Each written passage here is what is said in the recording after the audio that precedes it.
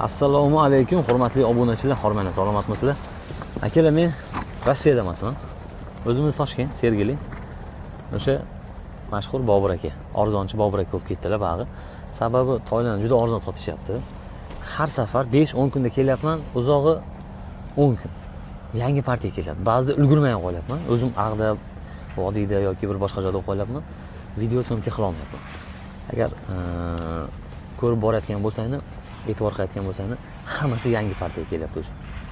Chiqyapti, sotilyapti, chiqyapti, sotilyapti. Shunaqa toylarga ulgurib qolasizlar. Bular faqat erkaklar mana. Qaranglar sifatlarini.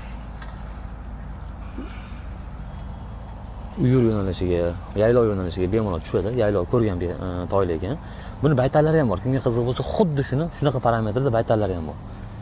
Telefon nomerini qo'yaman, aloqaga chiqasizlar, xudo xolasa toylarimiz sotiladi.